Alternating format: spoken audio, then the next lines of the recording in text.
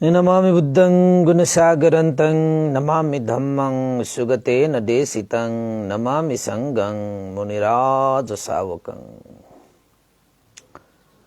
नमो बुद्धाय नमो धम्माय नमो संघाय।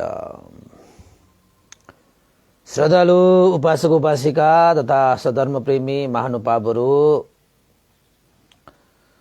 सदाको बिहानी जस्तै आजको बिहानीको 8 बजेदेखि 9 बजेसम्मको फेसबुक लाइभ धर्म देशना लिएर म भिक्षु इमलो श्री सिद्धिमंगल बुद्ध विहार सिद्धिपुर साना गाउँ थसी महालक्ष्मी नगरपालिका वडा नम्बर 6 बुद्ध मार्ग ललितपुरबाट उपस्थित भइसकेको छु र देशना सुन्नको निमित्त देश विदेशबाट फेसबुकमा जोडिरहनु हुने प्रत्यक्ष अप्रत्यक्ष सम्पूर्ण श्रद्धावन्त उपासक उपासिका तथा सधर्म प्रेमी महानुभावहरूलाई आजको 664औं भाग फेसबुक लाइभ धर्म देशनामा पनि स्वागत टक्र्याउँदै मैत्री कामना व्यक्त गर्न चाहे। त उपासक उपासिकाहरू, सदा चाहिँ आज पनि एउटा प्रेरक प्रसंग सहित हामी उपस्थित भइसकेका छौं हैन। र हिजो अस्ति पनि हामीले सानसाना प्रेरक प्रसंगहरू सुनाउँदै आइरहेका जुन प्रसंगहरूले हामीलाई जीवन जिउनको निमित्त, सफलता प्राप्त गर्नुको निमित्त, नैतिक शिक्षा ग्रहण गर्नुको निमित्त केही प्रेरणाहरू मिलोस् र यस्तै लाग्छ पनि ती प्रसंगहरूले तपाईहरुलाई पक्कै पनि केही न केही ती हौसलाहरू, प्रेरणाहरू, नैतिक शिक्षाहरू हैन, विभिन्न जीवन सफल पार्ने सूत्रहरू, समस्याहरूको समाधानहरू आदि इत्यादि त्यसमा चाहिँ समावेश भएको हुन्छ र हामीले त्यो ग्रहण गर्नु पनि पर्छ। यस्तै यस्तै आजको देशनामा पनि हुन्छ पनि हैन। अब भगवान बुद्धको शिक्षा अनुसार, भगवान बुद्धले देशना गरे अनुसार हाम्रो मनुष्य जीवन भनेको दुर्लभ भनेको अति पाउन गाह्रो। अब हामीले हेर्दाखेरि, यसो हेर्दाखेरि यतिकै पाएको जस्तो हामीलाई भान पनि हुन सक्ला, तर वास्तवमा त्यसो होइन। हामी पहिलाको जन्ममा पुण्य आर्जित, पुण्य सञ्चित गरेकै कारणले गर्दाखेरि आज हामी मनुष्य जस्तो श्रेष्ठतम जुनी हामीले प्राप्त गर्न सफल भएका। अब यो जीवनमा हामीले चाहे भने निर्वाण, सम्पूर्ण दुःखबाट मुक्त भएको अवस्था, निर्वाण धर्मलाई सम्म पनि साक्षात्कार गर्न सक्ने क्षमता यो मनुष्य जन्ममा हुन्छ, मनुष्य जुनीमा हुन्छ हैन। तर यस्तो क्षमताशील गुणले युक्त भएको यो जुनी पाएर पनि हामीले त्यस्तो उच्च स्तरको उडान हामीले गर्न नसकिरहेका पनि हुन सक्छ। किन त भन्दाखेरि तपाईमा, ममा, अरूमा सबैमा त्यो क्षमता थियो, तर कतिले त के गर्छन् त भन्दाखेरि संसारमा जन्मिसकेपछि संसारका जति पनि यो बन्धनहरू छन् नि, ती बन्धनहरूमा बाँधिएर यो जीवनको क्षमतालाई उजागर गर्न सकिरहेको हुँदैन। यो जीवनको क्षमतालाई उनले रफ्तान, जुन चाहिँ उडान छ जिन्दगीको, त्यो उडानलाई उनले उडाइरहेकै हुँदैन। किन त भन्दाखेरि यही सांसारिक कुनै न कुनै विषयहरूमा ऊ बाँडिएको हुन्छ। जति यो सांसारिक बन्धनमा हामी बाँडिन्छौं नि,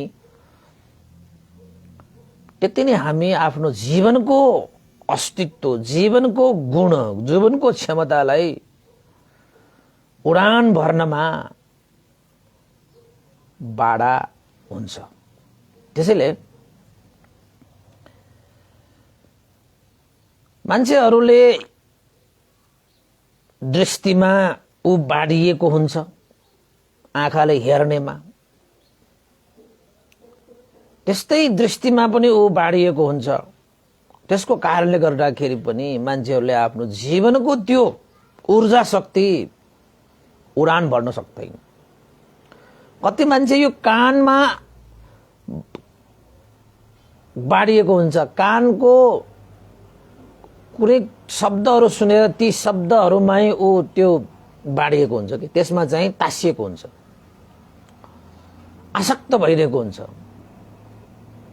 कुनै हेर्नेमा, कुनै सुन्नेमा, कुनै कुनै त तपाईको सुग्नेमा थाहा छ है तपाईलाई। गण्डहरूमा नै कोही कोही मान्छेहरू तासिएर बसिरहेको हुन्छ। अनि कोही कोही मान्छेहरू चाहिँ छुनेमा, स्पर्शमा, त्यो स्पर्शमा पनि कोही कोही मान्छेहरू तासिएर बसिरहेको हुन्छ। त्यसमा चाहिँ बन्धनमा बाडिरहेको हुन्छ। त कोही कोही मान्छेहरू केमा तासिएको हुन्छ त भन्दाखेरि रसमा।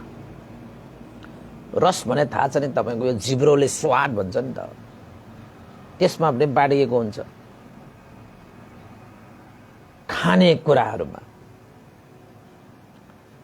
कोही मान्छेहरू रसमा बाडिएर तपाईको रसका कुराहरू त कति हामीले देशना गर्यौं हैन। तपाईको जातक कथाहरू, रसमा भुलेको राजाले आफ्नो काखमा भएको छोरालाई सम्म घाँटी निमुटेर त्यो मासु खाएको सम्म कथा छ। त्यो रसमा भुलेको त्यो राजाले मासु नभइकन खानै नखाने त्यो राजाले एक दिन भान्सेले मासु ल्याउन सकेन, मासु ल्याएको कुकुरले खाइदियो। कुकुरले खाइसकेपछि अब मासु बिना त राजाले खाँदैन। अब राजालाई चाहिँ बिना मासु भएको खाना पुर्यायो भने राजा फेरि दण्ड दिन भने तम तयार भइहाल्छ हैन। त एक दिन उसले त के पनि गर्यो, आफ्नै तिग्राको मासु काटेर खुवाएको नि राजालाई। अब ज्यानै जानु भन्दा त आफ्नै अब शरीरको अलिकति मासु काटेर जति दुखे पनि, रगत निस्के पनि त्यति ज्यानै जानु जस्तो त दुःख भएन नि हैन। त राजाले त्यो मासु पनि खायो कि त्यति स्वाद आयो कि त्यो रसमा ऊ बाडियो कि त्यो रसमा ऊ आसक्त भयो कि त्यसमा तासियो कि बाबा जहिले पनि यस्तै मासु चाहिन्छ भन्न थाल्यो कि उसले। त अब फसाद परेन। त्यस्तो पनि रसमा भुलेर कयौं त्यो जेल झ्यालखाना नै हैन, कारागारका सबै मान्छेहरू खाएको त्यो तपाईलाई मैले त्यति देशना त गरिसके नि। सुत्त सोम जातक के जातकहरुमा छ त्यो। अब एउटा जातकमा त आफ्नै काखमा भएको छोरालाई निमुटेर खाएको, त्यस्तो सम्भव हुन्छ यो रसमा भुल्नेहरू पनि हैन। त्यसैले पनि आजकल मान्छेहरू चाहिँ रसमा भुलेर त वास्तवमा मान्छेहरूको जीवनमा के खान्छ के खानु हुँदैन भन्ने कुरा हामी र आफ्नो बुद्धि विवेकले थाहा पाउनु पर्ने विषय हो। तर यो रसमा भुलेर मान्छेले नखाएको के पनि छैन हैन। आफ्नो पेट भर्नको निमित्त अर्काको पेट पनि काटे, आफ्नो ज्यान बचाउनको निमित्त अर्काको ज्यान पनि लिए हैन। आफ्नो रस स्वादको लागि अर्काको हत्या हिंसा पनि गरे। यो यो यो यो मान्छेहरूले यो बन्धनमा परेको के यो, उसले आफ्नो जीवनको त्यो उडान भर्न सक्दैन, त्यो भुल्ने रसमा भुल्ने। अब मान्छेहरूले के मात्र खाएन हेर्नुस् त। अस्ति एकजना मान्छेले मलाई सोध्यो, ओहो मान्छेहरूले त बाबा आजकल त सबैलाई मारेर खान्छ एउटा घरमा भोजन जाँदाखेरि हैन। मैले भने अब मान्छेहरू रसमा भुलेपछि यसलाई मार्नुहुन्छ उसलाई मार्नुहुन्छ भन्ने हुँदैन त। उसलाई आफ्नो रसकै मात्र चिन्ता हुन्छ। अब हुँदा हुँदा हुँदा हुँदा हुँदा यसको पनि खाइसके, उसको पनि खाइसके, यो पनि खाए, त्यो पनि खाए, खाँदा खाँदा खाँदा उसलाई वाक्क दिक्क भएर आखिर मान्छेको मासु पनि खाएर ल्याउँछ। अहिले खाइसके पनि कता कता त हुँदा हुँदा अरूको मात्र के खाने, अब आफ्नै मासु पनि खान्छ। तपाईको एउटा चाहिँ करुणामयको एउटा कथा छ नि, त्यहाँ करुणामयको त्यो पौवामा बनेको आफ्नै मासु खाइरहन्छ। सबैको रस स्वाद लिइसक्यो, अब आफ्नै स्वाद मात्र लिन बाँकी छ। अब आफ्नै स्वाद पनि लिन्छ नि। अब यो रस भनेको त्यस्तो फुल्ने हैन। अब आफ्नो ज्यान पाल्नको निमित्त अर्काको ज्यान लिने हैन, आफ्नो रसको लागि अर्काको जीवन बर्बाद गर्ने, अर्काको अधिकार हनन गर्ने हामी मान्छेहरू त त्यस्तो। आफ्नो रफ्तान आकाशमा आफ्नो रफ्तान उडान भर्नु पर्ने हामी त धरतीमा पो गिरिरहेका रहेछौँ त होइन र हैन। त्यसैले उपासक उपासिकाहरू हामी यो रसमा भुल्ने, गण्डमा भुल्ने, दृष्टिमा भुल्ने, यो ध्वनि स्रोतमा भुल्ने हैन, यो स्पर्शमा भुल्ने, यो सबै चीजहरू, यो भौतिक चीजहरू, यो संसारिक चीजहरू हैन, यो चीजले चाहिँ हाम्रो जीवनको उडान बढ्न सक्दैन। जीवनको उडान बढ्न यसले बाधा अर्जन गर्छ गर्छ गर्छ गर्छ गर्छ। अब कयौं त्यस्ता बाधाहरू छन्। धनमा बाढिनेहरू छन्, रूपमा बाढिनेहरू छन्, नाममा, दाममा, काममा बाढिनेहरू छन्। त्यसमै तासिएर, त्यसमै भुलेर यो जीवनको रस, जीवनको स्वाद नपाइरहेका, जीवनको सामर्थ्यलाई भुलेका,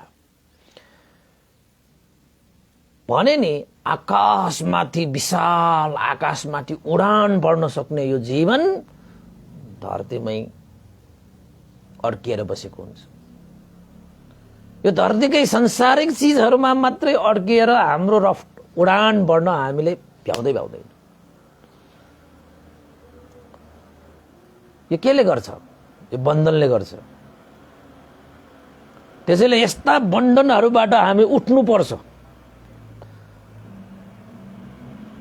हेराइमा, सुनाइमा, सुगाइमा, खुवाइमा, छुवाइमा,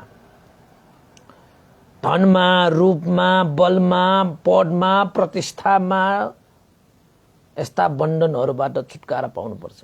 नत्र भने त्यो संसारिक बन्धनबाट कहिले पनि मुक्त हुन सक्दैन र तपाईले आफ्नो जीवनको सामर्थ्यतालाई चिन्नुहुन्न र तपाईको जीवनको रसपान तपाईले गर्नै सक्नुहुन्न। त्यसैले विपස්සना ध्यान भावनामा के छ?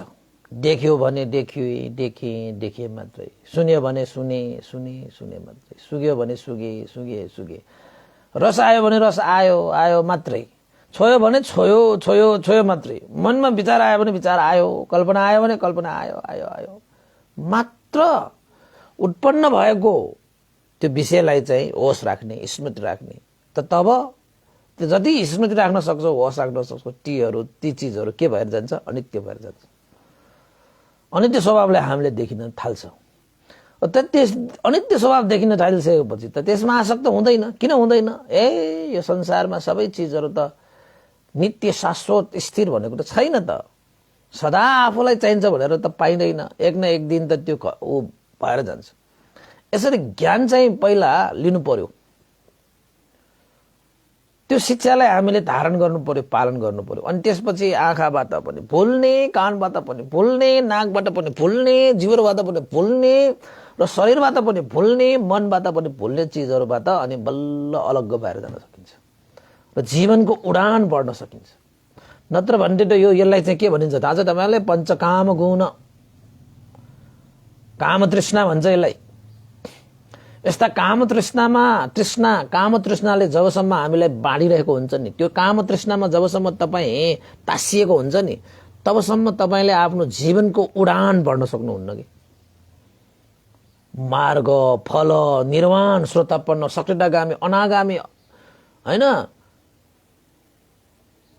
अरहन्त फल प्राप्त गरेर निर्वाणको उडान जुन चाहिँ मान्छेहरूले भर्न सक्छ, त्यो चाहिँ हामीले भर्न सक्दैनौं। त्यसमा तासिएर बसियो भने, त्यो तृष्णामा चाहिँ बाँडिएर बसियो भने, पञ्चकाम गुणमा आसक्त भएर बसियो भने, यो धन, यो रूप, यो पद, यो प्रतिष्ठा, यो खाने, पिउने, हेर्ने, सुन्ने, यस्ता चीजहरू त कयौं जन्म गरेर आए नि हामीले, कल्प गरेर आए नि हामीले।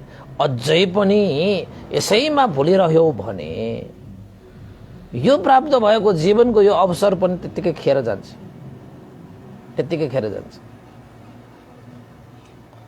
त्यसैले यो जीवनको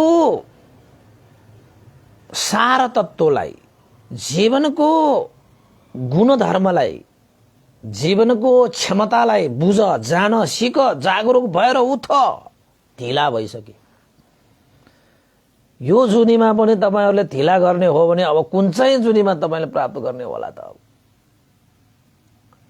यस्तो अवसर छ, सुन्न पाइरहेका छौं, जान्न पाइरहेका छौं, बुझ्न पाइरहेका छौं, अभ्यास गर्न पाइरहेका छौं, सत्संगत गर्न पाइरहेका छौं, हैन? त्यस्ता चाहिँ धर्मको दर्शन गर्न पाइरहेका छौं। बाबा कति अवसर, कति अवसर। सबैकोमा त्यस्तो अवसर हुन्छ, हैन? त्यसैले हेर्नेमा पनि आसक्त नहुनुस्, सुन्नेमा पनि आसक्त नहुनुस्, सुग्नेमा पनि आसक्त नहुनुस्, र यो रसपानमा पनि आसक्त नहुनुस्। खानेहरुमा हेर्नुस् त, हामी मान्छेहरुले के खाए? तपाईलाई पनि त्यसरी कसैले खाइदिएको भए के हुन्थ्यो? तपाईको परिवारलाई पनि कसैले त्यसरी खाइदियो भने के हुन्छ? हामीले बलवान भनेर हामीले चाहिँ निर्बलहरुलाई खाए, मारे, काटे, मन परी गरे, हैन? उनीहरुको ज्यानै लिए, उनीहरुलाई पोलेर खाए, के गरेर खाए? रसको त्यो आडमा के। उनीहरु पनि बलवान भएको भए त उनीहरुले त आन्दोलन गर्थ्यो होला, तर निर्बल भएर उनीहरु चाहिँ के हो त? विवश छ। त्यो व्यवस्थाको फाइदा उठाएर हामीले उनीहरुमाथि त्यसरी अत्याचार गर्न सुहाउँछ मनुष्य भएर, सर्वश्रेष्ठ प्राणी भएर? हुँदैन, हुँदैन। उपासक उपास गर, हुँदैन, हुँदैन। भगवान बुद्धले त मैत्री करुणाको शिक्षा सिकाउनु भएको छ। मैत्री करुणामा त सब जान्छ नि उपासक उपास गर। भगवान बुद्धको शिक्षा अनुसार के छ? जो मान्छेसँग मैत्री र करुणा छैन त्यो मान्छेमा मानवताई हुँदैन। किन? मानव जीवनको रस भनेकै मैत्री र करुणा हो कि स्वाद। मनुष्यको स्वाद तब मात्रै आउँछ जब उसको जीवनमा मैत्री र करुणाले युक्त हुन्छ। तपाईको जीवनमा पनि मैत्री र करुणा छैन भने तपाईको जीवनमा तपाईको स्वाद नभएको मान्छे, रस नभएको मान्छे, हैन? अब तपाईले भन्नु होला चिनीको स्वाद के हो? गुलियो। कागतीको स्वाद के हो? अमिलो, हैन? अब हरेकको आफ्नो स्वाद हुन्छ, तपाईलाई थाहै छ। अब तपाईलाई मैले सोधे त जीवनको स्वाद कस्तो हुन्छ भनेर मैले सोधे, यो मान्छेको जीवनको स्वाद कस्तो हुन्छ भनेर सोधे, तपाई के भन्नुहुन्छ? कस्तो छ स्वाद? तीतो छ कि, पिरो छ कि, अमिलो छ कि, मिठो छ कि, गुलियो छ कि, के छ? त भगवान बुद्धको शिक्षा अनुसार जीवनको स्वाद भनेको चाहिँ मैत्री र करुणा नै जीवनको स्वाद हो, जीवनको रस हो। तपाईमा छ कि छैन त्यो स्वाद? अब चिनीमा गुलियो स्वाद भएन भने त्यो चिनीको के अर्थ, हैन? कागतीमा अमिलो भएन भने त्यो कागतीको के अर्थ, हैन? र अरु चीजहरुमा पनि त्यस्तो स्वादहरु भएन भने, नुनमा नुनिलो स्वाद भएन भने त्यो नुनको के अर्थ? केही अर्थ भएन। त्यो कामै लागेन, त्यो फ्याके पनि भयो, त्यो डम्पिङ साइडमा फ्याके पनि भयो, त्यसको कुनै औचित्य नै छैन। त्यस्तै गरी मनुष्य जीवनमा पनि मैत्री र करुणा भयो भने त्यो मान्छेको कुनै औचित्य नै छैन, त्यो मान्छेको कुनै सार छैन, अर्थ छैन।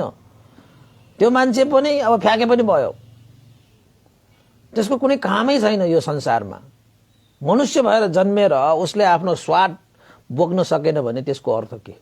आगोले पोलेन भने आगोको के अर्थ? पानीले भिजेन भने पानीको के अर्थ? हिउँले चिसो पारेन भने त्यसको के अर्थ, हैन? ढुङ्गा गरुङ्गो भएन त्यो के अर्थ? उसको त त्यसको यो त अस्तित्व भने त्यही त हो नि। त मान्छेको पनि अस्तित्व भने यो मैत्री र करुणा, हैन? अब मैत्री र करुणा भएको मान्छेहरूले कसैलाई हिंसा गर्न सक्छ, कसैलाई मार्न सक्छ, कसैको ज्यान हत्या गरेर चपाउन सक्छ? सक्दै सक्दैन, गाह्रो छ, हैन? त्यसैले यी रसमा मात्रै हामी भुल्ने कुराहरू होइनन्। तपाईको कानले सुनेर पनि भुलिरहेका हुन्छौं, आँखाले हेरेर पनि भुलिरहेका हुन्छौँ, नाकले सुकेर पनि, शरीरले छोएर पनि भुलिरहेका हुन्छौँ, मनले नाना तरिका सोचेर पनि भुलिरहेका। यो बन्डनमा बाँडिने यो पञ्चकाम गुणहरू एउटै मात्र चिज होइन। पञ्च इन्द्रियहरू जति पनि छन् यो इन्द्रियहरूमा हामी भुलिरहने हुन्छ कि त्यो भुलिरह्यो भने चाहिँ हाम्रो यो मनुष्य जीवनको जुन उडान छ हैन, दूर आकाशमा हामी उड्न सक्ने क्षमता भएका मान्छेहरू पनि धरतीमै गिरेर बस्नुपर्ने हुन्छ कि। यस्तै एउटा प्रसङ्ग छ, म तपाईँलाई सुनाइदिन्छु, मजाले सुन्नुहोस्। 8:30 पनि भइसक्यो हैन। एउटा राजा थियो, त्यो राजालाई उसको एउटा मित्र राजाले 2टा बाज हैन, बाज भनेको अब तपाईको चाहिँ चिल हैन, चिल जस्तो उपहारको रूपमा दिएछ। अनि उसले सोचे ओहो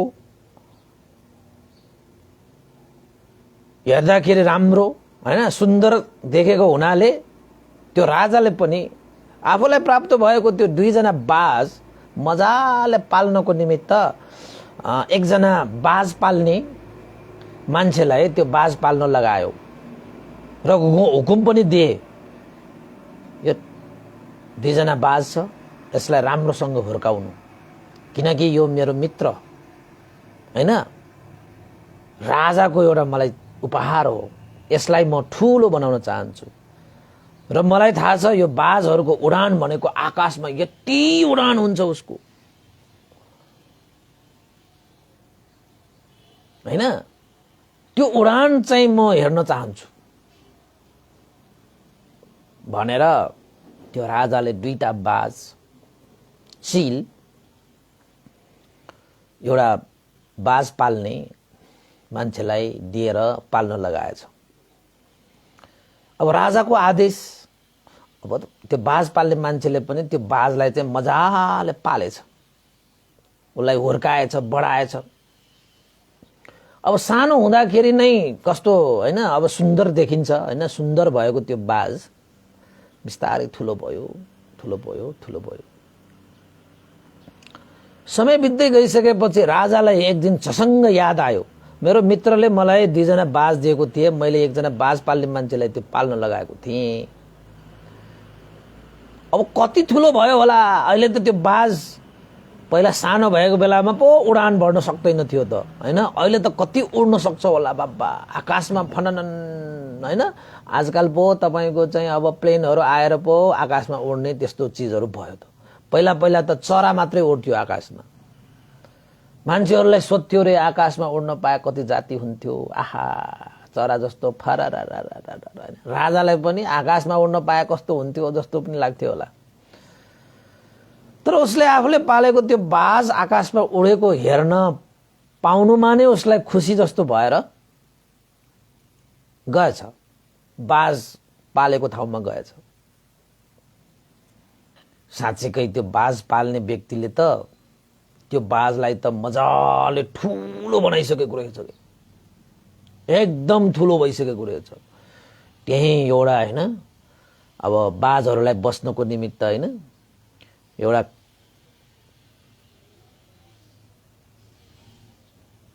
काठहरू बनाएर, रुख जस्तो बनाएर त्यसमा राखिरहेको छ। अनि त्यो बाज पाल्ने मान्छेले चाहिँ त्यो बाजहरूलाई चाहिँ तालिम पनि दिएर पठाएको हैन, त्यही राखिरहेको रहेछ। राजाले त्यो बाजहरूलाई देखेपछि त खुसी भए, मैले पहिला साना साना बाजहरू ल्याएको थिएँ, ओहो पालन पोषण गर्दा त कति ठुलो हुर्केछ बा, यो बाज पाल्ने मान्छेले त खुबै मेहनत गरेछ बा, यसलाई त उपहारै दिनु पर्यो बाबा, ठुलो भएपछि त झन् राम्रो भयो बाज त। अनि राजाले त्यो बाज पाल्ने मान्छेलाई उपहार पनि दिए। तिमीदेखि म खुसी भए, खुसी भए। मैले देखेको छु, सुनेको छु, बाजहरू भनेको त आकाशमाथि उडान बढ्न सक्छ। हाम्रो आँखाले देख्नै नसकिने गरी उनीहरू चाहिँ आकाशमा उड्न सक्छ भन्ने मैले सुनेको पनि छु र देखेको पनि छु हैन। अरु चराहरूमा त्यो क्षमता हुँदैन। जति तपाईको बाजमा हुन्छ चिलमा त्यो क्षमता हुन्छ। यति उड्न सक्छ, यति उड्न सक्छ भनिन्छ। तपाईको चाहिँ यो चिलहरु बाजहरु भन्या चीज पानी पर्यो भने बादल माथि उड्न सक्छ उनीहरु, पानीको माथि पनि उनीहरु उड्न सक्छ। त्यसैले अरु चराहरु पानी परेपछि तल झर्छ, तर चिल भनेको चाहिँ कसरी त पानी परेपछि उसको उडान झन् माथि हुन्छ। कहाँ माथि हुन्छ त भन्दाखेरि पानी माथि, बाँडल माथि। बाँडल तल मात्रै पानी पर्ने हो नि त, त्यो भन्दा माथि त पानी पर्दैन त। त्यो चिलको उडान अब कहाँ हुन्छ? पानी पर्यो भने झन्झन माथि घुम्दै घुम्दै त्यो बादल माथि ऊ घुमिरहेको हुन्छ। हामीले देख्दैनौं नि, तर त्यो बादल माथि पनि त्यो चिल उडिरहेको हुन्छ रे। हो कति मजा होला त्यो एकचोटी दृश्य तपाईले चाहिँ इमेजिन गर्नुस् त, कल्पना गर्नुस् त। तपाई प्लेन चढ्नु भएको छ नि हैन? प्लेन चढेपछि तपाईको त्यो बादल माथि त्यो प्लेन गएपछि देखिदैन नि यहाँ यताबाट त, तर हामी त्यहाँबाट बादलमा हेर्यो भने त ओहो त्यो बादलमा त हेर्नै हुन्छ जस्तो के, त्यस्तो सम्म हैन कति मिलेको हुन्छ नि त बादल माथि आकाशमा त। कस्तो संसार बादल बारीको देश हैन? ओहो अचम्मको हुन्छ। अब तपाईहरु पनि त बसेको होला, अब मैले के भनिरहनु धेरै कुराहरु हैन। अनि त्यो बाज त्यो चिलहरुको त्यस्तो उडान राजालाई थाहा भएर राजालाई मनमा के लाग्यो त भन्दाखेरि ल अब यो चिललाई चाहिँ एकचोटी उडाऊ। म सानो बेलामा ल्याएको थिएँ यो चिलको उडान म एकचोटी हेर्न चाहन्छु, कतिसम्म यो आकाशमाथि उड्छ भनेर राजाले त्यो चिल पाल्ने मान्छेलाई आदेश दियो, उडाऊ यसलाई, म आज यो कति उड्न सक्यो म हेर्छु। त्यो चिल पाल्ने मान्छेले भने अब त यो चिलहरु पूर्ण सक्षम भइसके, आँखाले देख्न नसकिने गरी यो आकाशमाथि उड्न सक्छ उनीहरु। अब सानो बेलामा पो उनीहरुले चाहिँ हैन उड्न सक्ने क्षमता उनीहरुमा धेरै हुँदैन, यहाँबाट यताबाट यता र उफ्रिने मात्रै हुन्छ हैन, अलि उड्ने मात्रै हुन्छ। अहिले त एकदम क्षमता भइसक्यो, अहिले त उनीहरु पूर्ण विकसित भइसक्यो। पूर्ण विकसित भएको चिल अब आकाशमा यति उल्ले उडान बढ्न सक्छ कि हाम्रो आँखाले देख्नै नसकिने गरी उल्ले उडान बढ्न सक्छ। तर एउटा कुरा याद गर्नुहोस्, तपाईको चिलले जति माथि उडान बढे पनि उल्ले धरतीमा चाहिँ उल्ले स्पष्ट देखेको हुन्छ। चिलको आँखा भनेको यति उसको तेजिलो हुन्छ कि ससाना कुराहरु पनि देख्छ, उल्ले कमिला पनि देख्छ रे, धरतीमा हिँडिरहेको कमिला पनि देख्छ रे उसले। हामीले देख्न सक्दैन, हामी चाहिँ आफैले चाहिँ हिँडिरहेको बाटोमा हामीले यसो हेर्दाखेरि कमिला देख्दैनौं, तर उनीहरुले चाहिँ एकदमै माथिबाट देख्छ रे। त राजाको आदेशमा त्यो चिल पालेको मान्छेले भनेछ, हुन्छ महाराज तपाईलाई त्यही इच्छा छ भने म दुवै जनालाई चाहिँ एकचोटी उडान भराउन लगाउँछु भनेर त्यो काठ हैन त्यो बनाइरहेको हुन्छ, त्यो हाँगा बिङ्गा जस्तो बनाइरहेको हुन्छ कि उनीहरुको लागि बस्नको लागि बनाइरहेको थियो। दुवै जना त्यही बसिरहेको थियो, राजा पनि त्यही थिए, अनि त्यो अरु सेनाहरु पनि हुन्छन्, मान्छेहरु पनि हुन्छन्, हुन त हैन। राजा आइसकेपछि भनेपछि त्यहाँ मन्त्री अमात्य सेनाहरु भइहाल्छ। अनि त्यो बाज पालिरहेको मान्छेले दुवै जनालाई उडान बढ्नको निमित्त चाहिँ दुवै जना त्यो बाजहरुलाई आदेश दियो कि उड ए बाजहरु ए चिलहरु उड आकाशमा उडान बढ।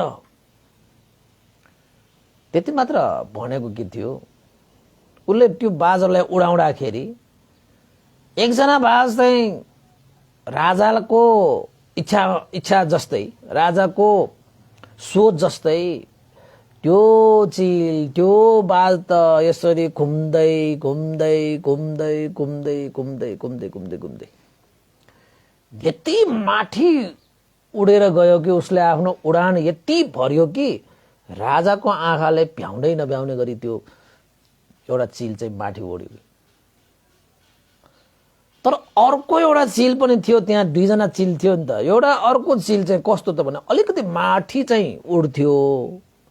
तपाईको अब 100 मिटर 300 मिटर 500 मिटरै भनौँ न, मानौँ ल अब तपाईँलाई भनौँ 1000 मिटरै भनौँ न, माथि आकाशमा उड्छ, फेरि तल झरेर जहाँ जुन हाँगा बिगामा बसिरहेको छ त्यही हाँगा बिगामा आएर बस्न आउँछ।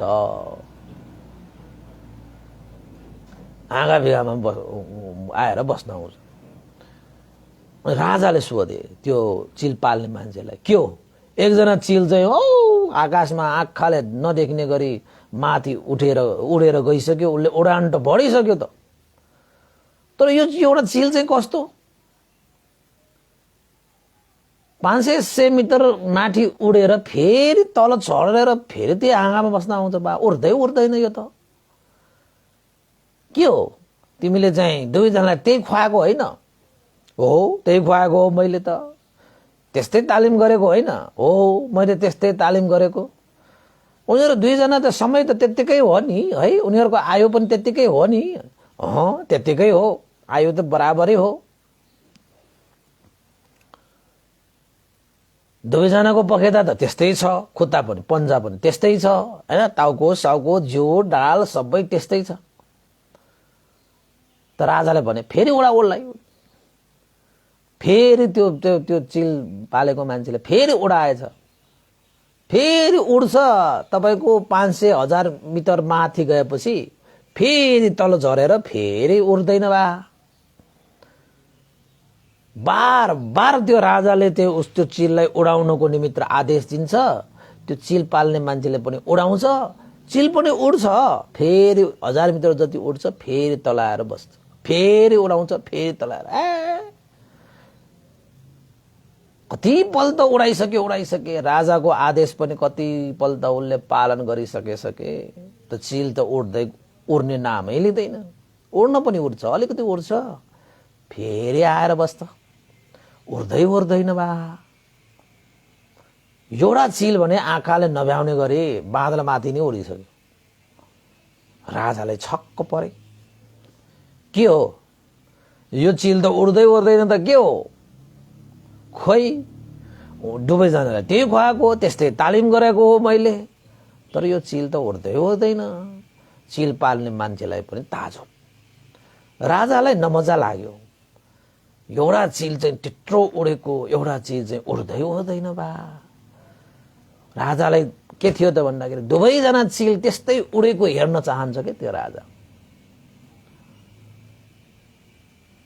चिलको उडान हेर्नुस् न तपाईले, ओहो प्लेन जस्तो बिस्तारै यस्तो, प्लेन पनि चिल जस्तै चिलकै त्यो लेयर त बनाएको नि, पखेटा यस्तो बनाएर हो है। त राजाले जतिसुकै आदेश दिए पनि, जतिसुकै त्यो चिल पालन गर्ने मान्छेले आदेश पालना गरे पनि चिललाई चाहिँ उडाउनै सकेन।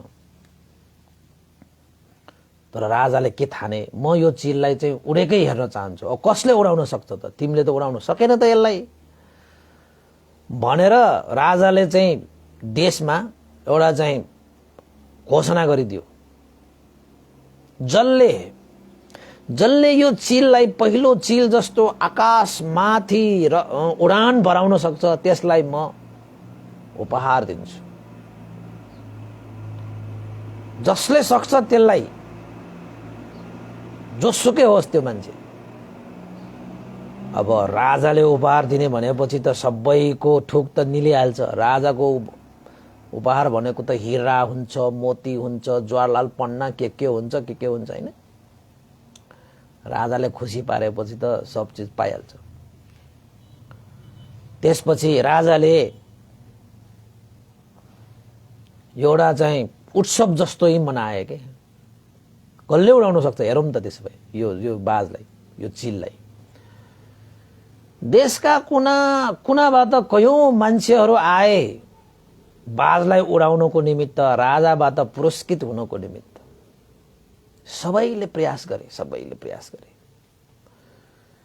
त्यो चिललाई उडाउन त सबैले उडाउँछ, तर पहिलाको चिल जस्तो माथि आकाशमा उडान भराउनै सकिन्न के। 1000 मिटर जति अलिकति उड्ला, त्यसपछि फेरि तलै धरतीमा आउँछ कि, उड्दैन। कयौं मान्छेहरूले प्रयास गरे, कयौं मै हुँ भन्ने चिल बाजको विषयमा ज्ञाता कयौं मान्छेहरूले पनि चिललाई उडाउनै सकेन। राजा त निराश भए, ओहो के खाले यो बाज हो, यसमा केही चाहिँ कमी कमजोरीहरू छ कि? सब उसलाई परीक्षण गर्न लगायो, के पनि कमी कमजोरी छैन, सब ठिक छ, सब ठिक छ। तर त्यो बाज चाहिँ माथि आकाशमा उडान भरेकै होइन, भरेकै होइन। कयौं मान्छेहरू पनि जसले यो बाजलाई चाहिँ आकाशमा उडान बढाएर पुरस्कार लिने इच्छा गरेर आएका, टाढा टाढादेखि आएका मान्छेहरू पनि निराश भए, हैन? कयौं जाबाज व्यक्तिहरूले पनि सक्दै सकेन।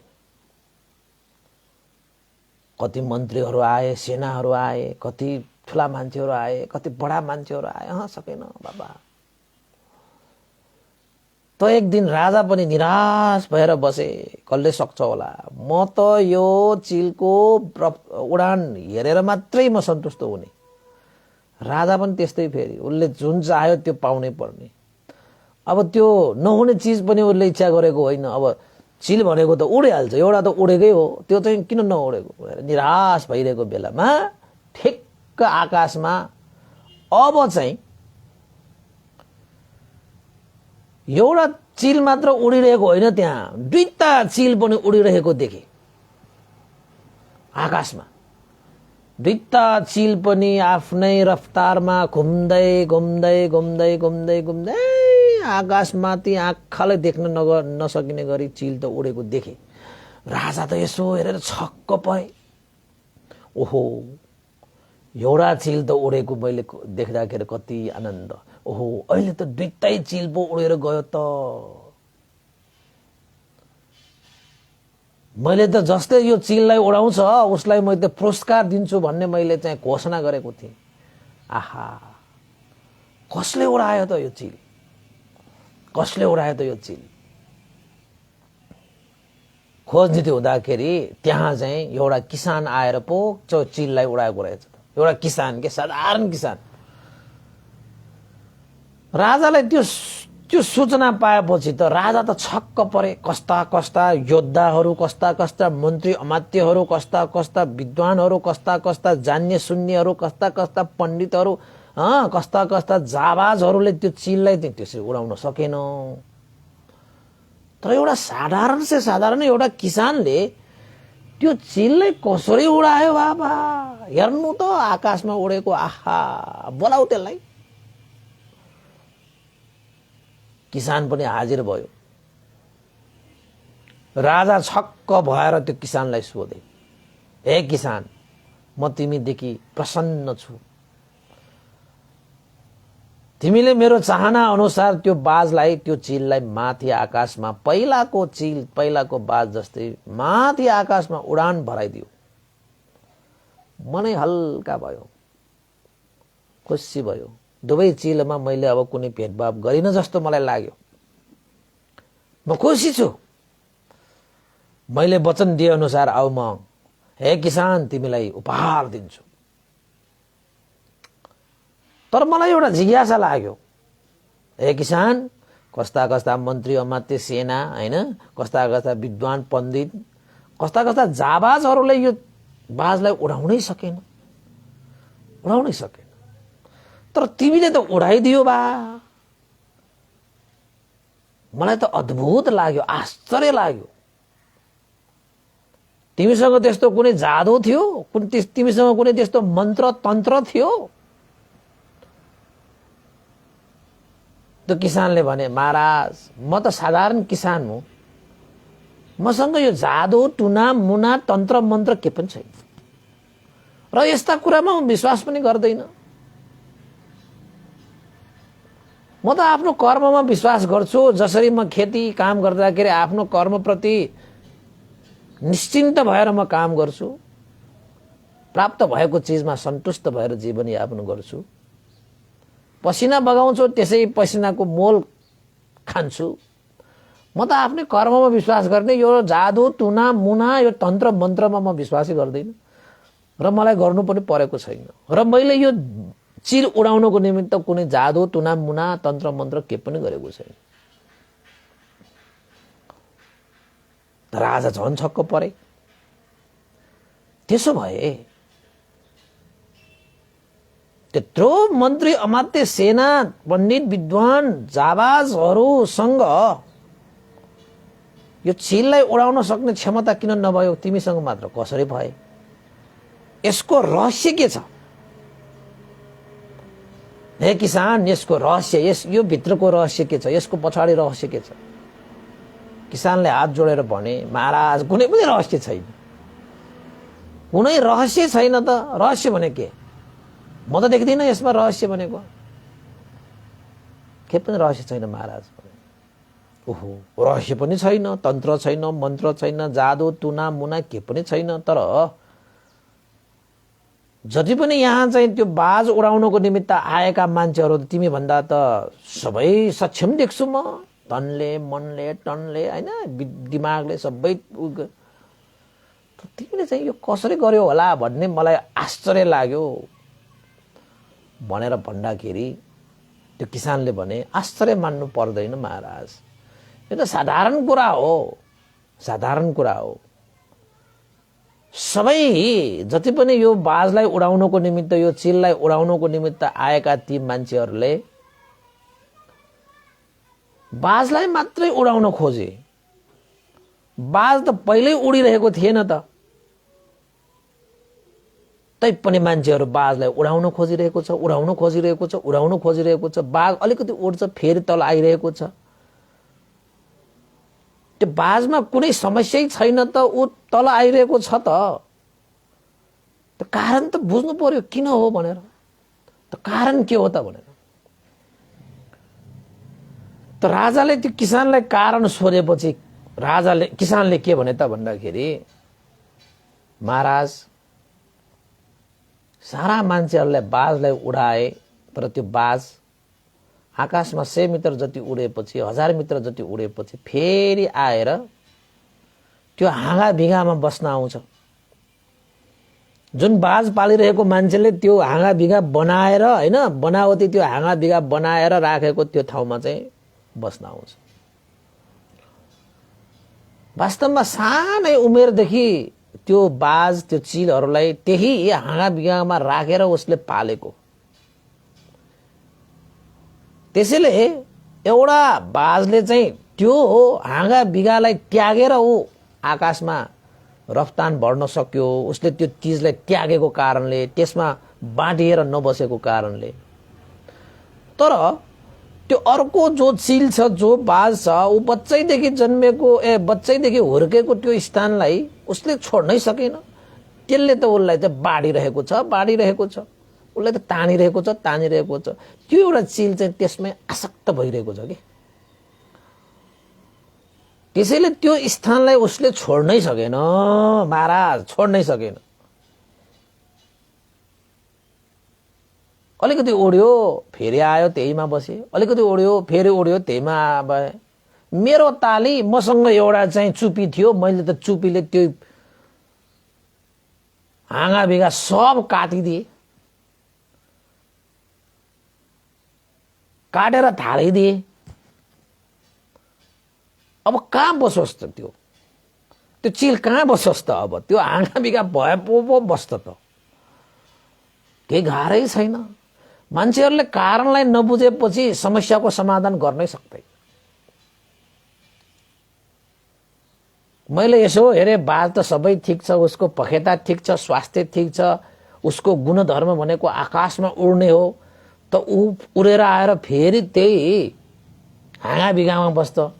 समस्या त त्यो हाँगा भिगा पो भयो त, त्यो बाज उड्न नसकेको होइन। त्यो हाँगा भिगामा हुर्केको कारणले त्यसमा बाँडिरहेको छ, उसलाई त्यसमा आसक्त भइरहेको छ, त्यो स्थानले उसले छोड्न सकिरहेको छ। मैले काटिदिएँ, जमिनमा ढालिदिएँ, त त्यो बाज अब केमा बसोस्? छैन, ऊ त भड्यो। अब त ऊ जुन स्थानको लागि ऊ आसक्त भइरहेको छ त्यही भाँचिदिइसकेपछि, त्यही काटिदिइसकेपछि अब कहाँ बसोस् त? त्यो उड्नु परेन। अनि अर्कै चिल जस्तै ऊ पनि आकाशमा उडान बढ्न थाले। माथि माथि माथि माथि माथि माथि। महाराज, बन्धनमा बाँधिएकाहरू, कुनै पनि विषयहरूमा आसक्त भएर बसेकाहरूले आफ्नो क्षमता भइकन पनि उसले आफ्नो जीवनको उडान भर्न सक्दैन। त्यो चिल एकजना पनि आफू आकाशमा त्यत्रो उडान भर्न सक्ने भइकन पनि त्यो एउटा हाँगा बिगामा त्यो बाँडिरहेको कारणले, त्यसमा आसक्त भइरहेको कारणले उसले आफ्नो जीवनको उडान भर्न नसकेको। मैले त्यही हाँगा बिगा काटिदिइसकेपछि त उसले त आफ्नो उडान भरे त महाराज। सजिलै थियो त। के को जादु, के को टुना, के को मुना, के को तन्त्र, के को मन्त्र। म त साधारण किसान हो महाराज। बस मैले चिल बस्ने हाँगालाई काटिदिएको मात्रै हो भनेर भनेपछि त राजाको त आँखा खोलेको खोले। ओहो, हो त। कति मान्छेहरू जाबाज जाबाज बुद्धिमान पण्डित मान्छेहरू देशका कुना कुनाहरूबाट चाहिँ कस्ता कस्ता मान्छेहरू आएर त्यो चिललाई उडाउन खोजे। उड्न पनि उडे, अलिकति उडे, फेरि आएर त्यही हाँगा बिगामा बस्न आयो। यो किसान भनेको त खेतीपाती गर्ने मान्छे। यो किसानले धेरै पढेको नहोला, तर उसको जीवनमा उसले धेरै अनुभव गरेको छ। यो किसान भनेको, ए किसान, तिमी त साँच्चै बुद्धिमानी अनुभवी व्यक्ति निस्कियो। तिमी जस्तो मान्छे यो राष्ट्रको लागि खाँचो छ। तिमी जस्तो मान्छे यो राष्ट्रको लागि खाँचो छ। यस्तो दिमाग त मेरोमा आयो न, मेरो मन्त्रीमा आयो, सेनामा आयो न, पण्डितमाहरूमा आयो न, अमात्यहरूमा आयो न, यो राष्ट्रको कुना काप्चाको त्यस्तो मान्छेहरू कहाँ आयो कि यो चिललाई कसरी उडाउने। कसैले उडाउन सकेन, तिमीले उडाउन सक्यौ। तिमी हेर्दाखेरि मात्रै साधारण छौ, तर तिमी विशेष छौ। हो रहेछ, जीवनमा हाम्रो क्षमता जति भए पनि कुनै पनि यो सांसारिक विषयमा हामी तासिएर बसिरह्यो भने यो जीवनको उडान हामीले भर्न सक्दैन। यो जीवनलाई, जुन विषयले हामीलाई बाँडिरहेको छ, तासिरहेको छ, यसलाई चाहिँ हामीलाई चाहिँ यसले चाहिँ तानिरहेको छ, त्यसलाई चाहिँ के गर्नुपर्छ? भाँचिदिनुपर्छ, त्यसलाई काटिदिनुपर्छ। अनि तपाईको जीवनको उडान तपाईले बढ्न सक्नुहुन्छ। बस भनेर त्यो राजाले अनि त्यो किसानलाई उपहार पनि दिए र त्यो राज्यको सल्लाहकार पनि घोषणा गरिदिए। आजदेखि, अहिलेदेखि तिमी यो राष्ट्र निर्माण, यो शासनको लागि तिमी जस्तो मान्छे चाहिन्छ। तिमी अनुभवी हौ। कोही मान्छे पढेर ठुलो हुन्छ, कोही मान्छे परेर ठुलो हुन्छ। त किसान त्यहाँबाट पुरस्कृत भए। राजा पनि त्यस्तो व्यक्ति पाएर धन्य पनि भए। ल उपासक उपासिकाहरू, के बुझ्नु भयो त तपाईले? हेर्नुहोस् उपासक उपासिका, तपाईको जीवनमा पनि तपाईले यो जीवनलाई यति माथि उडान भर्न सक्नुहुन्छ कि त्यो चिलले जस्तो। तर जबसम्म तपाईं यो संसारिक माया मोह, यो काम गुण आदि इत्यादिहरूमा जबसम्म तपाईं जुनसुकै विषयमा तपाईं बाँडिएर रहनुहुन्छ नि, कानले सुन्ने, आँखाले हेर्ने, नाकले सुँग्ने, मुखले रस लिने, शरीरले छुने, मनले नाना थरीका विचार गरेर यस्ता चिजहरूमा तपाईं जबसम्म बाँडिरहन्छौ नि, त्यो चिल जस्तै हो। तपाईं हो त्यो चिल। फेरि तपाईँलाई अप्ठ्यारो भयो, क्या हो मै हो कि भन्नु थाल्छ भन्नेले भनेर। नपर्न पनि सक्छ, अर्को पनि त चिल छ नि, त्यही मात्र चिल त होइन नि, होइन? अर्को चिल, तपाईँ कुन चाहिँ चिल? पहिलो नम्बरको चिल कि दोस्रो नम्बरको चिल? कडा गुम कडा। पहिलो चिल भयो त बायालाट, दोस्रो चिल भयो भने त फसाड जुल नि, होइन र? तर खैर के छैन, त्यो बुद्धिमान किसान जस्तो व्यक्ति पायो भने त तपाईँ पनि त्यो दोस्रो चिल जस्तो, पहिलो होइन चिल जस्तो उड्न सकिहाल्नुहुन्छ। क्षमता तपाईसँग नभएको त होइन नि। मात्र तपाईँ केमा अड्किरहनु भएको छ, यो संसारिक बन्धनमा बाँडिरहनु भएको छ कि, त्यति मात्रै हो। त्यो बुद्धिमान किसानले जस्तो तपाईँको जुन यो संसारिक बन्धनमा जुन चिजमा तपाईँ बाँडिरहनु भएको छ, काट्दिनुहोस्, बाँधिदिनुहोस्, सकिगयो। त्यसैले हरेक मान्छेमा यो जीवनको श्रेष्ठता प्राप्त गर्ने, निर्वाण धर्मलाई साक्षात्कार गर्ने क्षमता सबैमा हुन्छ। तपाईँ कति उड्नु भयो भन्ने कुरा त्यो तपाईमा निर्भर पर्छ कि। जति यो सांसारिक माया मोह बन्धनले तपाईलाई चाहिँ बाँडिरहेको हुन्छ त्यति तपाईँ उड्नै सक्नुहुन्न। यदि पनि तपाईँ क्षमता नभएको मान्छे चाहिँ होइन, क्षमताशील नै हो, तर बन्धनमा बाँडिएको कारणले तपाईँ उड्न नसकिने मात्रै हो। एउटा पहिलो चिल हेर्नुस् त, त्यो हाँगा बिगामा ऊ बाँडिएर बसिरहेन, ऊ त उडे, उड्न पाएपछि उडो भनेपछि उडे, त्यो त आकाशमा उडे। जब जब उड भने तब तब उडे। तर दोस्रो चिल चाहिँ उड्न सकेन। किन? त्यो हाँगा बिगामा म यहाँ हुर्केको, म यहाँ बसेको, म यस्तो त्यस्तो भने त्यसैमा आसक्त भएर बसेको हुनाले उड्नै सकेन। त किसानले काट्दियो, तपाईँ किन ढिला? तपाईँ पनि काट्नुहोस्। जीवनका ती बन्धनहरू, सारा बन्धनलाई चाहिँ चकनाचुर हुने गरी काटिनुहोस्। तपाईँको क्षमता भनेको चाहिँ यो पशुपन्छीहरू जस्तो बाँच्ने मात्रै तपाईँको जीवनको क्षमता होइन। यो पशुपन्छीहरू बाँच्छन् नि, खाने, लाउने, पिउने, मोज मस्ती गर्ने, सुख भयो भने हाँस्ने, दुःख भयो भने आँसु झार्ने, हैन, दुःख भयो भने चिच्याउने, सुख भयो भने नाच्ने, यो त पशुपन्छीहरूले गरिहाल्छ नि। तपाईँ पनि त्यस्तै मात्रै गराउनु भएको छ भने त्यो पशुपन्छी र तपाईँमा के फरक भयो? उनीहरूको क्षमता र तपाईँको क्षमता त त्यस्तै मात्रै भयो नि। यो मान्छेको जीवन हो, उडान बढ्नुहोस्। ढिला सुस्ती गर्नुभयो भने सकिँदैन, हैन। समयमै गर्नुपर्छ धेरै कुराहरू, कति कुराहरू समयमै हामीले गर्नुपर्ने हुन्छ उपासक उपासिकाहरू है। त्यसैले उपासक उपासिकाहरू, भगवान बुद्धले के सिकाउनु भयो? जीवनमा 10 वटा बन्धनहरू हुन्छन् हाम्रो जीवनमा। ती 10 वटा बन्धनको विषयमा मैले चाहिँ 10 संयोजन भनेर देशना पनि गरेको छु। त्यो संयोजनहरूलाई पनि काट्नुहोस् त तपाईँ। तपाईँको उडान त माथि आकाशमा। ओहो, तपाईले पनि त्यो 10 वटा बन्धनहरू काटेपछि तपाईँ त उडेर मार्ग, फल, निर्वाण धर्ममा तपाईँ उड्न सक्नुहुन्छ। यहाँसम्म कि तपाईँ निर्वाणमा पनि उड्न सक्नुहुन्छ। अनि मार्ग, फल, निर्वाण धर्मसम्म उडान बढ्न सक्ने क्षमताको यो जुनी, यो मनुष्य जीवनलाई यही यो संसारिक पञ्चकाम गुणमा बाँडिएर आसक्त पारेर बसिरहने हो भने त तपाईले उडान भर्न सक्नुहुन्न त। अलिकति उड्यो, फेरि आएर त्यही तासिन आयो, त्यही चाहिँ झुमिन आयो, त्यही हाँगा बिगामा तपाईँ चाहिँ बस्न आयो। त त्यो चिलको क्षमतै देखिएन कसैले। त्यो चिलको क्षमता त्यति मात्रै हो र? होइन नि। त किसानले काटे जस्तो तपाईँ पनि काट्नुहोस्। तपाईलाई यो संसारिक यो बन्धन, संसारिक माया मोह, काम गुण, विशेषतः तृष्णाहरू, काम तृष्णा, भव तृष्णा, विभव तृष्णा, यो तृष्णाहरूले त संसारिक बन्धनमा तपाईलाई बाँधि राख्छ। आश्रय लिइरहनु पर्ने हुन्छ। यो चाहिँ 31 वटा भुवनमा आश्रय लिइरहनु पर्ने हुन्छ हामीले। जन्म लिएपछि मरण हुन्छ। जन्म मरणको भवचक्रमा हामी चाहिँ अल्झिरहन्छौँ। यो जन्म मरणको भवचक्रलाई काटिदिनुहोस्।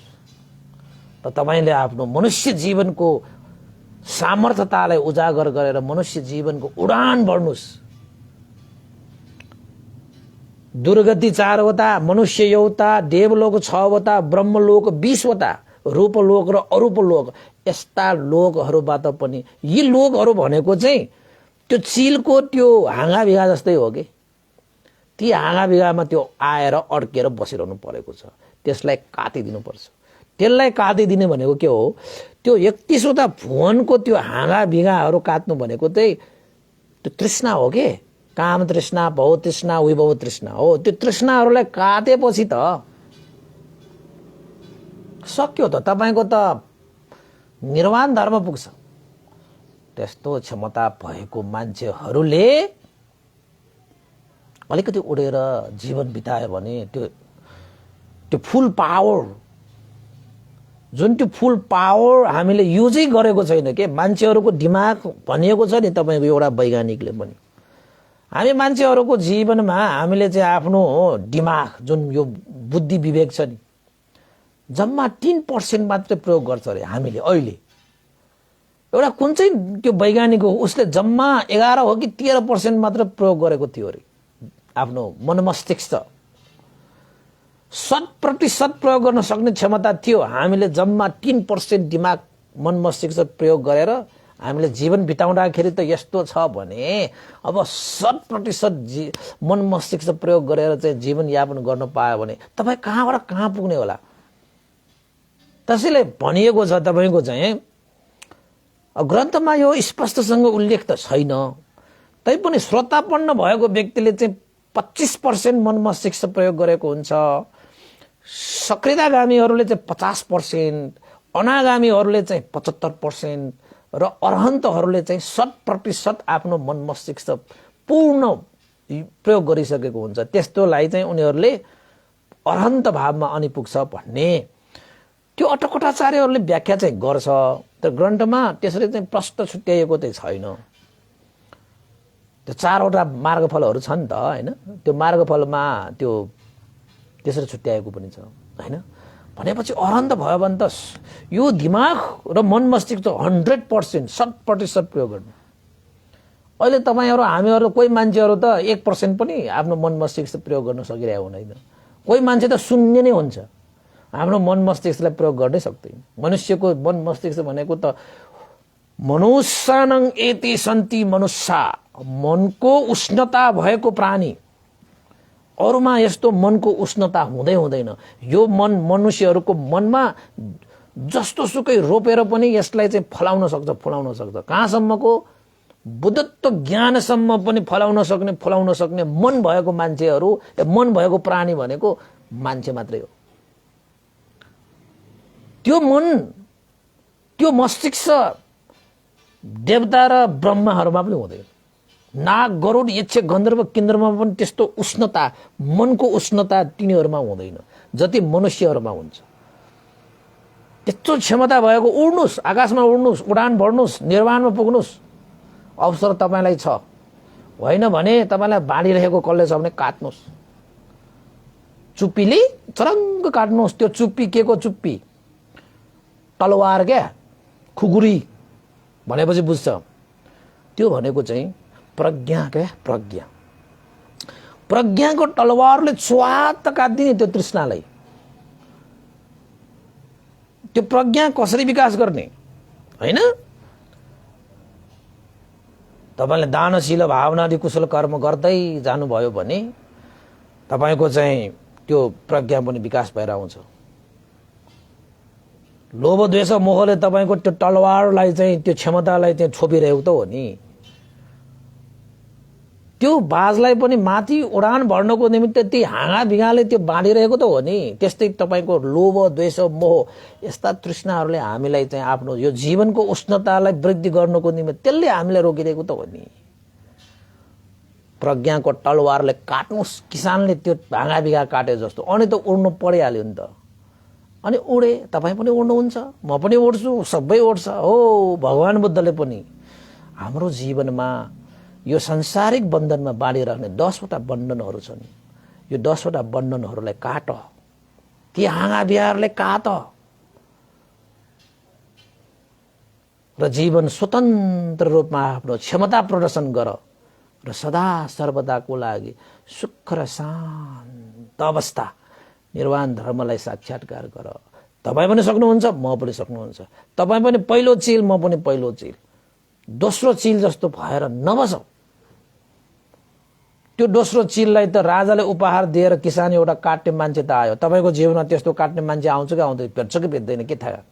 त्यसैले दोस्रो चिल त हुँदै नहुने, पहिलो चिल नै भएर आफ्नो जीवनको क्षमतालाई उजागर गरेर आकाशमा उडान भर्नु। समय छँदै है, समय छँदै। भोलि पर्सि विरुद्ध भएर गएपछि नसकिने अवस्थामा अब इच्छा गरेर पनि हुँदैन के तपाईको। अस्ति पनि मैले एउटा संकल्प बलशक्ति र तपाईको चाहिँ बुद्धिको एउटा प्रसंग पनि सुनाए।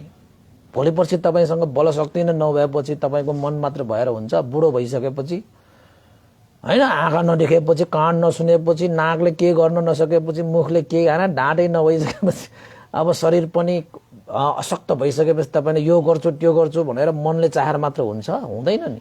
त्यसैले चाहिँ अहिले नै हैन, स्वस्थ भएको समयमा, बलवान भएको समयमा, मन मस्तिष्क भएको समयमा, तागतिलो भएको समयमै हामीले चाहिँ यो निर्वाणको उडानलाई भरिहाल्नु पर्छ, नत्र भने ढिला हुन्छ। ल उपासक उपासिकाहरू आजको लागि यति नै गरौँ है। त उपासक उपासिकाहरू आज चाहिँ यहाँ केही उपासक उपासिकाहरूको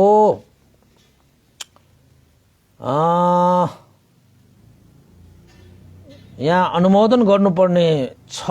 मैले चाहिँ यो अनुमोदनको लागि चाहिँ यहाँ प्रवेश रत्न शाक्य है, आज चाहिँ उहाँको डिडी नीलम शाक्य र अनिता शाक्यको चाहिँ सुस्वास्थ्य कामना गरेर, निरोगिताको कामना गरेर, चाँडो भन्दा चाँडो सुस्वास्थ्य लाभ होस् भनेर त्रिरत्नको आशीर्वाद सहित उहाँले परित्राण गरिदिनु हुनको निमित्त अनुरोध गर्नु भएको छ र उहाँले श्रद्धा दान स्वरूप रु 2000 पनि श्रद्धा दान व्यक्त गर्नु भएको छ।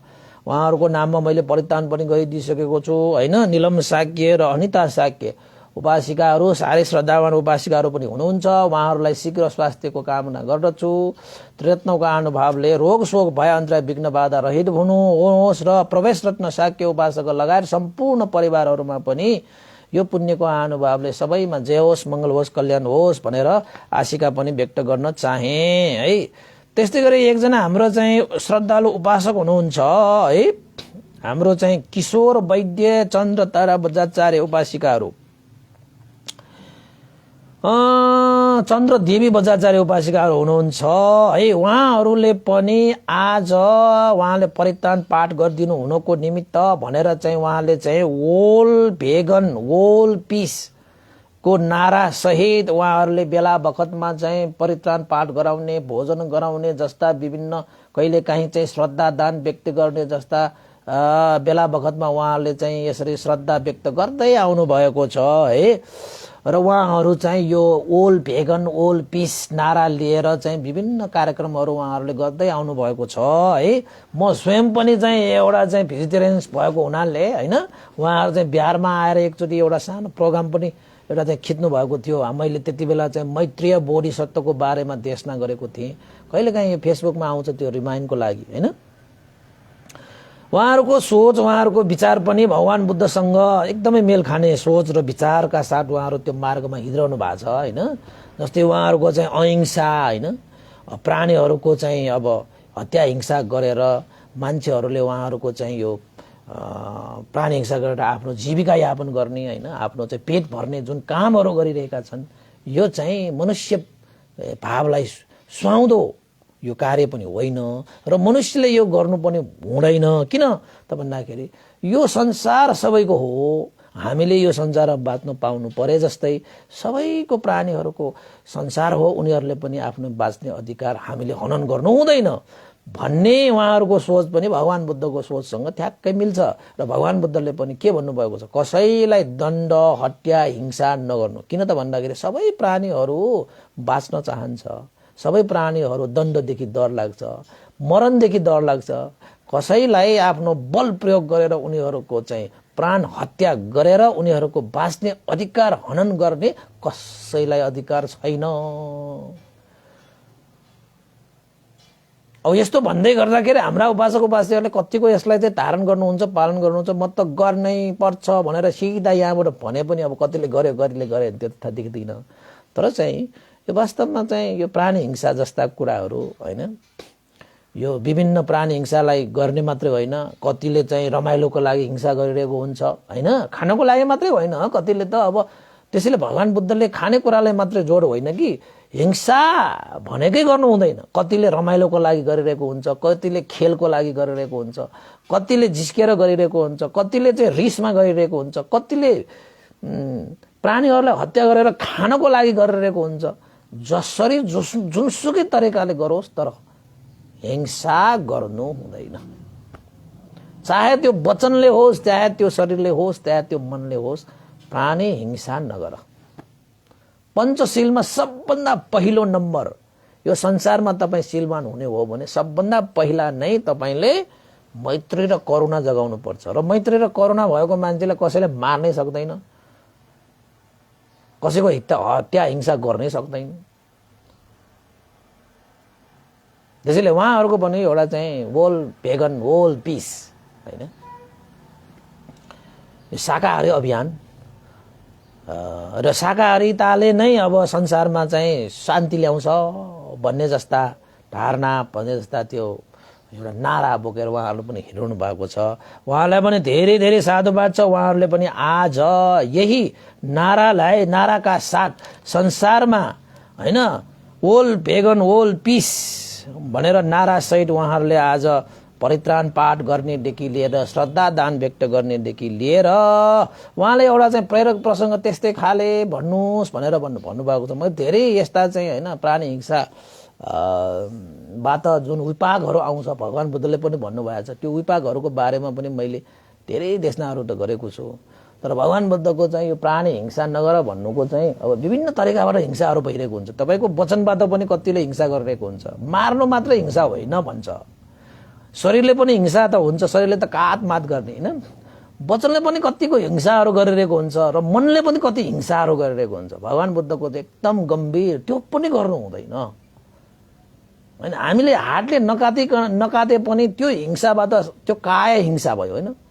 नगरे पनि कति मान्छेले शरीरले हिंसा नगर्ने मान्छेले फेरि वचनले हिंसा गरिरहेको छ भने त्यो पनि मिलेन। वचनले पनि हिंसा गर्नु हुँदैन, वचनले पनि नगरेको मनले शरीरले पनि नगरे त कति मान्छेले मनले सरापिरहेको हुन्छ, मनले नराम्रा चिताइरहेको हुन्छ। यो पनि एउटा हिंसा हो कि अरूलाई हिंसा नगरेर आफूलाई त हिंसा भयो नि त।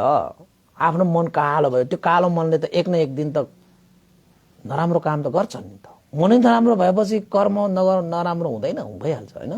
त्यसरी चाहिँ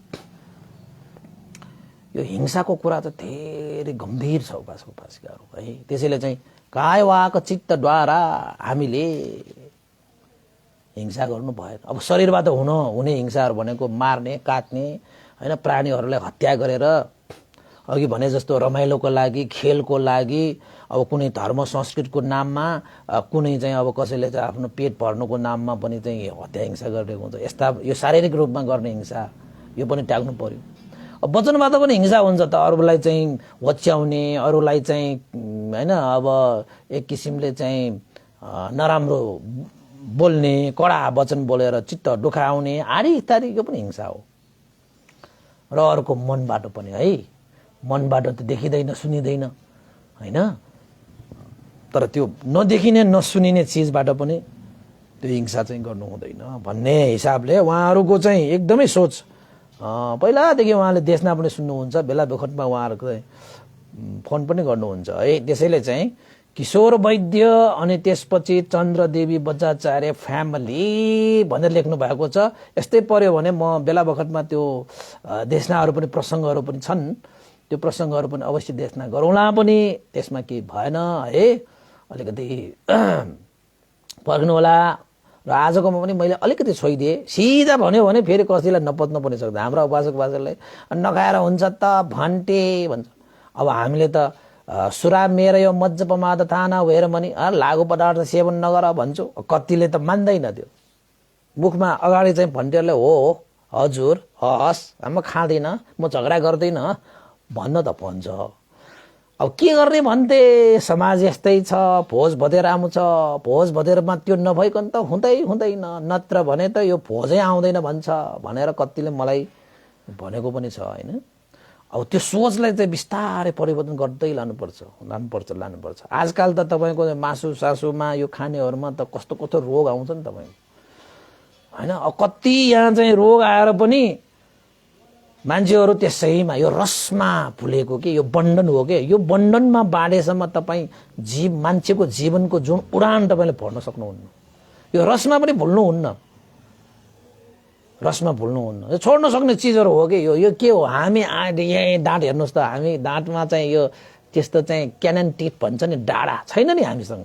हामी त्यस्तो चाहिँ खाने जात होइन, हामी त साधारण होइन खाने जात हो। यस्तो यो क्यानन टिट हुने डाँडा हुनेहरू अर्कै प्राणी हुनुहुन्छ। तपाईँको जङ्गलमा हेर्नुहोस् त, तपाईँको चाहिँ बाघ भालु चितुवा होइन, यस्तोमा हेर्नुहोस् त, यसो गर्नुहोस् त, यहाँ क्यानन टिट आउँछ। क्यानन टिट भनेको तपाईँको चाहिँ डाँडा के, उनीहरू त्यो हेर्नुहोस् त हिंस्रक, तपाईँको घाँस पात हरिया पातहरू खाने जनावर हेर्नुहोस् त कस्तो होइन, उनीहरूको दाँत त्यस्तो हुँदैन। त हाम्रो पनि त्यस्तो छैन छ त, के बुझ्नुभयो?